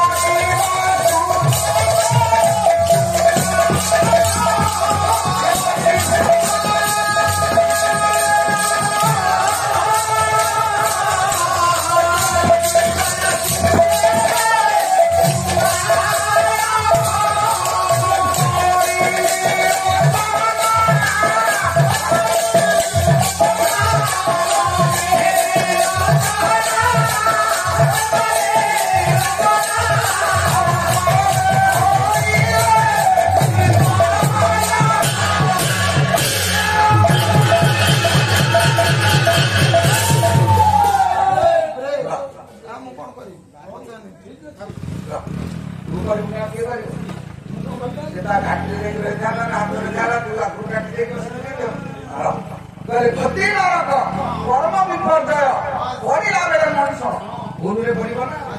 ଏଥିପାଇଁ କାହିଁକି ଇଏ ଚିନ୍ତା କରୁଛନ୍ତି କର୍ମ ବିପର୍ଯ୍ୟୟ ପଡିଲେ କେହି କାହା ସାଥିରେ ଯିବେନି। ଆପଣ ଦେଖୁନାହାନ୍ତି ଚନ୍ଦ୍ର ଦିନ ଅନୁତାପ କରୁଛନ୍ତି, ମତେ ମୁଁ ଚନ୍ଦ୍ର ବାପା ରତ୍ନାକର, ସମୁଦ୍ର ହଉଛି ମୋ ବାପା, କଣ ତା ପାଖରେ ନାହିଁ? ଅନନ୍ତ ରତ୍ନ ଭରପୁର ଭାବେ ରହିଛି, ସବୁ ସମସ୍ତଙ୍କୁ ଦଉଛି, ହିରଣ୍ୟଗର ଭସିଏ। ମୋ ଭଉଣୀ ହଉଛି ଲକ୍ଷ୍ମୀ, ଜଗତର ପଡିଯାତ୍ରୀ, ସମସ୍ତଙ୍କ ଘରେ ଆହାର ଯିଏ ଦଉଛି। ମୋ ଭିଣେଇ ନାରାୟଣ, ଜଗତ କର୍ତ୍ତା, ଜଗତ ପିତା, ଯୋଡ଼ିଏ ବନ୍ଧୁ ମୋର, ଜଣେ ହଉଛି ବିଷ, ଜଣେ ହଉଛି ଅମୃତ। ଅମୃତ ଯାହାକୁ ବଞ୍ଚେଇବ ମା ବିଷ ମାରି ପାରିବନି, ଆଉ ବିଷ ଯାହାକୁ ମାରିବ ଅମୃତ ବଞ୍ଚେଇ ପାରିବ ନାହିଁ। ଚନ୍ଦ୍ର କହୁଛନ୍ତି ମୋ ପାଖରେ ସମସ୍ତେ ଅଛନ୍ତି, ମୋ ବନ୍ଧୁ ତ ଟାଣୁଆ, ମୋ ଭଉଣୀ ଟାଣୁଆ, ମୋ ଭିଣେଇ ତ ମାଲିକ, ମୋ ବାପା ତ ଏଡେ ବଡ, ସବୁ ଅଛି ମୋ ପାଖରେ। ରାହୁ ଯେତେବେଳେ ମତେ ଗିଳୁଛି ମୋ ଭଉଣୀ ନା ଭିଣେଇ ନା ମୋ ବନ୍ଧୁବାନ୍ଧବ କିଏ ସେ ସାହାଯ୍ୟ କରୁଛି? କେହି ଆଜ୍ଞା ବିପଦ ପଡିଲା ବେଳେ କେହି ସାହାଯ୍ୟ କରିବେନି, ଖାଲି ଆହା କହିବେ ନା।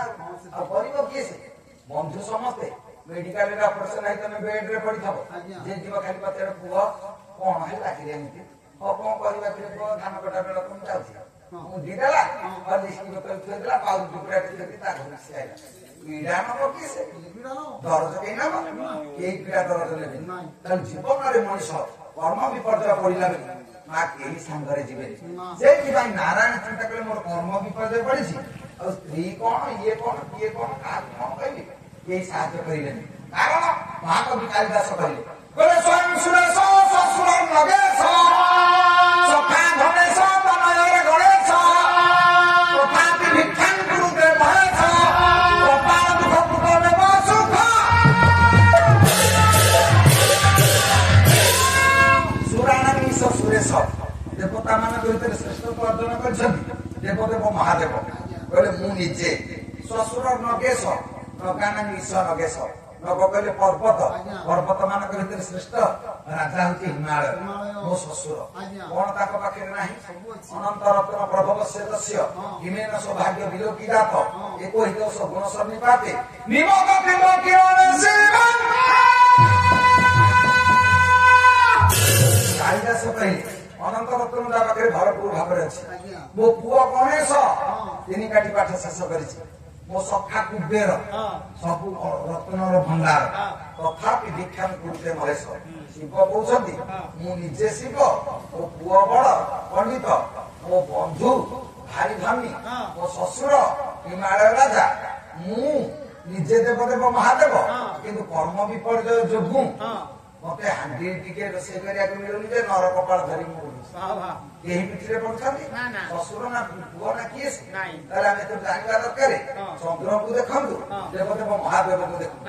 ଏମାନଙ୍କ ପାଖରେ ସବୁ ଥାଇ ମଧ୍ୟ ଯଦି କେହି ସହାୟଲେନି, ଆମେ ଟଙ୍କା 10-30 ଲକ୍ଷ ବ୍ୟାଙ୍କରେ ଯଦି ବାନ୍ଧିଛେ, ଆମେ ଖାଲି ଆକାଶରେ ଉଡୁଛେ। ମୋର କଣ ହେଇଗଲାଣି, ମୁଁ କେତେ ହେଇଗଲିଣି, କିଛି ଆଜ୍ଞା ହେଇନି। ପିମ୍ପୁଡି ଦେହରେ ପର ଦୌଡି ପ୍ରଭୁ ଦେଲା, କାହିଁକି ଛୋଟିଆ ପକେଟରେ ଯିବ ଇଏ ଉଡି ଯାଇ ଖାଦ୍ୟ ସଂଗ୍ରହ କରିବ। ମା ପର ଯେତେବେଳେ ପିମ୍ପୁଡିରେ ଲାଗିଲା, ସେ ଗାତ ଭିତରୁ ବାହାରିଲା ବେଳେ ଟିକେ ଉଡିଲା ଭିତରେ କହିଲା କଣ ଖାଇବା, କଣ ଖାଇବା ବୋଲି ନିଆଁ ପାଖକୁ ଗଲା। ଯେମିତି ଗଲା ଯୋଡି ଡେଣା ଝଡି ପଇଲା, ଆଉ ସେଇଠି ପଇଲା। ଯଥା ପୂର୍ବଂ ତଥା ପର, ଯୋଉ ଚାଲି ଚାଲି ଯାଉଥିଲା ସେଇ ଚାଲି କିନ୍ତୁ ତୁ ନିଆଁ ପାଖକୁ ଯାଇଥାନ୍ତୁ କାହିଁକି, ମରୁଛୁ କାହିଁକି?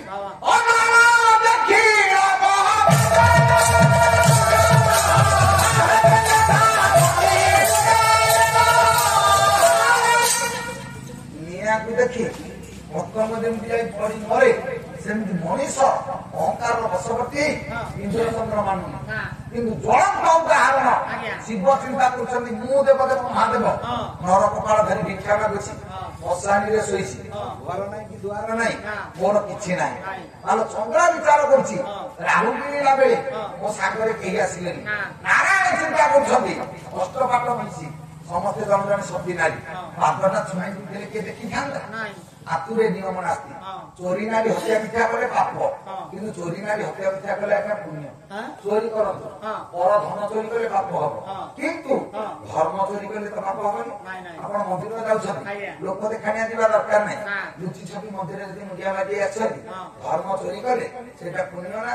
ସବରୀ କୋଳରେ ବସି ଫଳ ପାଇଲା ବେଳେ କଣ ଫେସବୁକ ରେ ଛାଡିଥିଲା ଆମେ ଏଇଠି ଖୁଆଇବି ବୋଲି? କିନ୍ତୁ ଆମେ ମନ୍ଦିରକୁ ଯଦି ଯାଉଛେ, କୋଉ ମନ୍ଦିର ଆଗରେ ଛିଡା ହେଇଥିବା ବଂଶକୁ ଫଟୋ ଉଠେଇ ଅମକ ମନ୍ଦିର ବୁଲିବା ଅବସରରେ ବିଶେଷ ବ୍ରତ, ମୋ ବୋପା ଇଏ ସତେ ଯେମିତି ବଡ ଦେଉଳ ତିଆରି କରିଥାଉ। ମନ୍ଦିରକୁ ଧର୍ମ କଲେ ଚୋରି କରିବା କଥା। ଆମେ ମନ୍ଦିରକୁ ଧରନ୍ତୁ 50 ଟଙ୍କା କି ଦେଇଛି, କିଏ 100 ଟଙ୍କା ଦେଇଛି, ଗାଁରେ ଯିଏ ଧନୀ ଲୋକ 2 ଲକ୍ଷ ଟଙ୍କା ଦେଇଥିବ, କିଏ ଲକ୍ଷ ଦେଇଥିବ। ଆପଣ ଦେଖିବେ ଗାଁ ଯାକ ପ୍ଲେଟ କାହାର ପଡିନଥିବ ମନ୍ଦିର ଆଗରେ, କିନ୍ତୁ ପାହାଚରେ ପଡିବ କିଏ? ଯିଏ 2 ଲକ୍ଷ ଟଙ୍କା ଦେଇଛି। ମୁଁ ଶ୍ରୀ ଅମକ, ସ୍ତ୍ରୀ ଅମକ, ପୁତ୍ର ଅମକ, ପୁତ୍ରବଧୂ ଅମକ, ନାତି ଅମକ, ମନ୍ଦିରକୁ ଅନୁଦାନ 2 ଲକ୍ଷ ଟଙ୍କା। ତାମାନେ ଏ ଧର୍ମ କରିଛି, ଲୋକ ଆସିଲେ ଦେଖିବେ ଏଇ ମନ୍ଦିରକୁ କିଏ ଦେଇଛି, କିଏ ଦେଖେ। ଏଠି ଧର୍ମ ସବୁ ନାଶ ହେଲା। ପାପ କରିଛନ୍ତି ଆପଣ, ମୋର ଆଗରେ କହିଦିଅନ୍ତୁ ଭାଇ ମୁଁ ଅମକ ଭୁଲ କରିଛି, ପାପ ଧୋଇ ହେଇଯିବ। କିନ୍ତୁ ପୁଣ୍ୟ କରିଛନ୍ତି, ମୋର ଆଗରେ ଯଦି କହିବେ ପୁଣ୍ୟ ମଧ୍ୟ ଧୋଇ ହେଇଯିବ। କିଏ ପାପ ଯଦି ଧୋଇ ହଉଛି, ପୁଣ୍ୟ ଧୋଇ ହବନି। ତେଣୁ ପାପ କଲେ କହିବେ, ପୁଣ୍ୟ କଲେ ଲୁଚେଇବେ। ସେଇଥିପାଇଁ କହନ୍ତି ଧର୍ମ ଚୋରି କରିବ, ଲୋକ ଦେଖାଣିଆ ଧର୍ମ କରିବନି, ସେଥିରେ ଲାଭ କିଛି ନାହିଁ। ଇନ୍ଦ୍ରଦୁମ୍ନ ରାଜା, ଗୁଣ୍ଡୁଚି ମହାରାଣୀ ଏଡା କଣ ମନ୍ଦିର କଲେ, କିନ୍ତୁ ଜଗନ୍ନାଥ ମହାପ୍ରଭୁ ଯେତେବେଳେ କହିଲେ ଦର ମୁଁ ସେତିକିରେ ସନ୍ତୁଷ୍ଟ, କଣ ମାଗୁଛ ମାଗ, ନା ଉତ୍ତରାଧିକାରୀ ବଂଶରେ କେହି ରହିବେନି। କାହିଁକି ମା ଏମିତି କଥା କହିଲ? ନା ଯଦି କିଏ ଉତ୍ତରାଧିକାରୀ ରହିବ, ଏ କୀର୍ତ୍ତି ସ୍ତୂପ ନଷ୍ଟ ହବ। ସିଏ କାଲି ଛାତିରେ ହାତ ମାରି କହିବ ଏଇଟା ମୋ ବାପା କରିଛି, କି ମୋ ଅଜା କରିଛି, କି ମୋ ମାମୁଁ କରିଛି, ଧର୍ମ ନଷ୍ଟ ହେଇଯିବ। ଯଦି କେହି ରହିବେନି, ତାହେଲେ ଧର୍ମ ଚିରସ୍ଥିର ହେଇ ରହିବ। ତାହେଲେ ଦେଖନ୍ତୁ, ଧର୍ମ କଲେ ଚୋରି କରିବେ, ଚୋରି ନାରୀ, ନାରୀ କଲେ ପର ଝିଅ ବୋହୂକୁ କୁଦୃଷ୍ଟିରେ ଯଦି ଦେଖିବେ ଆପଣଙ୍କର ପାପ ହବ। ନରୀ ନାରୀ, ଯାହାର ଶତ୍ରୁ ନାହାନ୍ତି ସେଇ ହଉଛି ନାରୀ। ଜଗତରେ ପବନ, ପବନ ସାଙ୍ଗରେ ମିଶନ୍ତୁ, ପୁଣ୍ୟ ହବ, ପାପ ନାହିଁ। ଦ୍ୱାଦଶ ଆଙ୍ଗୁଳି ପବନ ସାଙ୍ଗରେ ଯିଏ ମିଶିଛି ତାର ପୁଣ୍ୟ ଅଛି, ପାପ ହବାର ଚାନ୍ସ ନାହିଁ। ଦେଖନ୍ତୁ, ଚୋରି ନାରୀ, ହତ୍ୟା, ଜୀବ ହତ୍ୟା କଲେ ପାପ ହବ। କିନ୍ତୁ ଯଦି ରିପୁ ହତ୍ୟା କରିବେ, ଆମ କ୍ରୋଧ, ଲୋଭ, ମୋହ, ମଦ, ମାତ୍ସର୍ଯ୍ୟ ଷଡ଼ ରିପୁରେ ନଷ୍ଟ କରିବେ, ତାହେଲେ ପୁଣ୍ୟ ହବ ସିନା, ଜମା ପାପ ନାହିଁ। ଯେତିକି ନୁହଁ, ମିଥ୍ୟା ମିଛ କହିଲେ ପାପ, କିନ୍ତୁ ଜନଜଗତ କଲ୍ୟାଣ ଉଦ୍ଦେଶ୍ୟରେ ଯଦି ମିଛ କହିବାକୁ ପଡେ, ସେଠି ପୁଣ୍ୟ ହବ ପଛେ ପାପ ହବ। ଜଣେ ଲୋକ ଜଣକୁ ମାରିବାକୁ ପଡୁଛି, ଆପଣ ଦେଖୁଛନ୍ତି ଘରେ ବସିଛି, ଯଦି ପଚାରେ ସେ ଲୋକ କୁଆଡେ ଗଲା, ଆପଣ କହିବେ ମୁଁ ସତ୍ୟବାଦୀ ଲୋକ, ଆଗକୁ ଖାଇଦେଲେ ସେ ଲୋକଟି ମଲା, ତାହେଲେ ସେ ମରିବା ପଛରେ ଆପଣ ଦାୟୀ। ଯିଏ ଯଦି ମର୍ମବା ଆପଣ ମିଛ କହିଦେବେ ମୁଁ ଦେଖିନି, ସେ ଲୋକଟା ବଞ୍ଚିଗଲା, ତାହେଲେ এটা আপনার পুণ্য। তেমন মিছ করলে পাপ, মিছ করলে পুণ্য। হত্যা কলে পাপ, হত্যা কলে পুণ্য। দেখুন চোরি কলে পাপ, চোরি কলে পুণ্য। নারী কলে পাপ, নারী কলে পুণ্য। সেইপাই কলে ধর্ম চারিপাদ সহিব কেତେବେଳେ ବା ଯେତେବେଳେ ମଣିଷ ଜଗତ କଲ୍ୟାଣ ଉଦ୍ଦେଶ୍ୟରେ ଯାହା କରିବା କଥା ଯଦି କରିଦିଏ ତାହେଲେ ସେ ଭୁଲ ହବନି। ଭଗବାନ ବାସୁଦେବଙ୍କ ସାଙ୍ଗରେ ସଖା ହେଲେ ଅର୍ଜୁନ, ଏକାଠି ଖାଇଲେ, ଏକାଠି ବସିଲେ, ଏକାଠି ଶୋଇଲେ, କିନ୍ତୁ ସକାଳ ପାଇଲେ ପାଦ ତଳେ ବସିବେ, ହେ ପ୍ରଭୁ ପରମ ପିତା ପରମ ପୂଜ୍ୟ, ଆପଣଙ୍କ ସାଙ୍ଗରେ ମିଶିଛି ସିନା ଜ୍ଞାତରେ କି ଅଜ୍ଞାତରେ ଯଦି ଭୁଲ ହେଇଥିବ ତୋର ଚରଣ କୃପା